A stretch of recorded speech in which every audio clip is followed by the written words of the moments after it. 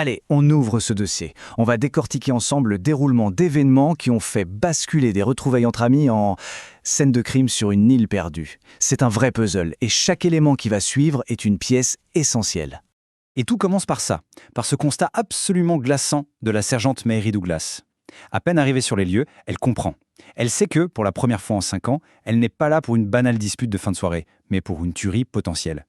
Et ce n'est qu'un début. Le marin qui a sonné l'alarme, il est formel. Il a vu, au minimum, 2 corps. Et là, évidemment, les questions fusent. Qui sont ces personnes? Et surtout, est-ce qu'il y en a d'autres? Pour bien saisir ce qui a pu se passer, il faut qu'on s'arrête un instant sur le décor. Le drame se joue sur une toute petite île écossaise. En fait, c'est à peine plus qu'un rocher battu par les vents au milieu d'une mer glaciale. Et écoutez bien, parce que même le nom de l'île donne le ton. Malacht, c'est une déformation du mot gaélique qui veut dire « maudit ». Les légendes du coin parlent de fantômes, de noyades. Bref, un lieu chargé d'une histoire assez sinistre et complètement coupé du monde. L'endroit parfait pour des vacances. Ou pour un piège. Allez, petit flashback. On rembobine de 2 jours. 8 amis de fac plus leurs 3 enfants débarquent sur Malath. Officiellement, c'est pour fêter un 40e anniversaire. L'ambiance se veut festive, mais on sent déjà que sous les sourires de façade, de vieilles tensions sont faites à refaire surface. Alors qui sont les personnages de notre histoire? Au centre, on a Vicky et Jonathan, les jumeaux qui fêtent leur anniversaire. Et autour d'eux, ça gravite. Leurs conjoints, ex-conjoints, amis. C'est une véritable toile de relations complexes. Mais retenez surtout ces 2 noms. Rachel, la nouvelle copine influenceuse, et Amira, qui, elle, se sent déjà complètement à part. Là, on est carrément dans la tête d'Amira. Ça fait 15 ans qu'elle est mariée à Pali, mais elle se sent toujours comme une étrangère dans ce groupe d'origine. Cette fête, ce n'est pas la sienne, et au fond d'elle, elle le sait très bien. Voilà le cœur de son angoisse. Sa place dans ce cercle d'amis, elle ne tient qu'à un fil, son mariage.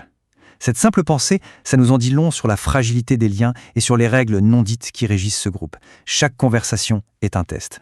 Et ce sentiment d'être prise au piège socialement, il va devenir bien réel, très physique. Et pour tout le monde, l'isolement de l'île, ce n'est pas qu'une impression. Alors, imaginez un peu le tableau. Pas de Wi-Fi, évidemment, pas de réseau téléphonique non plus. Le bateau, il ne revient que dans 2 jours. Essayer de nager, impossible. Les courants sont beaucoup trop dangereux. Leur seul et unique lien avec le monde extérieur, une vieille radeau de secours. Ils sont seuls. Complètement seuls. Et comme si ça ne suffisait pas, cette île, ce n'est pas un lieu anodin. Elle a appartenu à la famille de Vicky et Jonathan, mais elle a été vendue il y a des années suite à 2, je cite, funestes circonstances.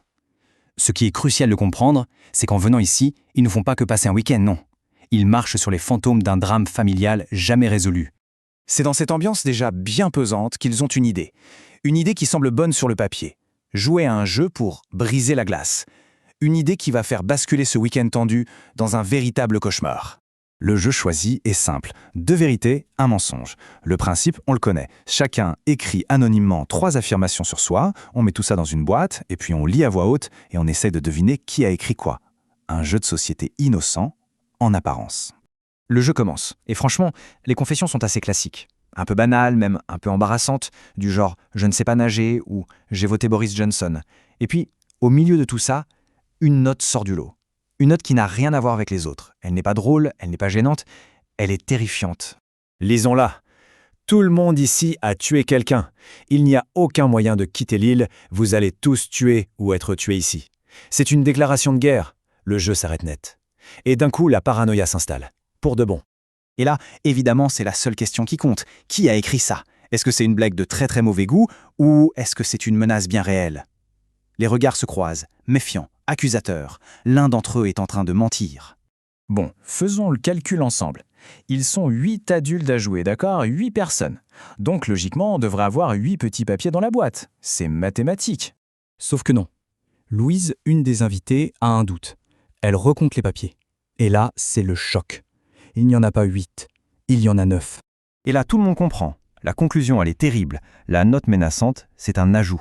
Elle n'a été écrite par aucun d'entre eux. Et ça ne peut vouloir dire qu'une seule chose. Une seule chose terrifiante. Ils ne sont pas seuls sur cette île. Allez, on retourne dans le présent.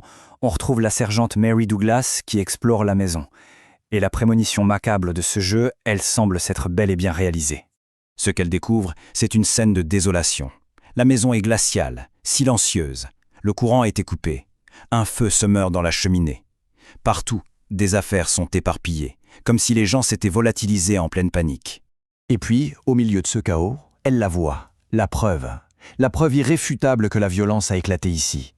Une tache de sang immense qui a giclé sur les murs, sur le sol. Le silence de l'île n'est plus seulement inquiétant, il est mortel.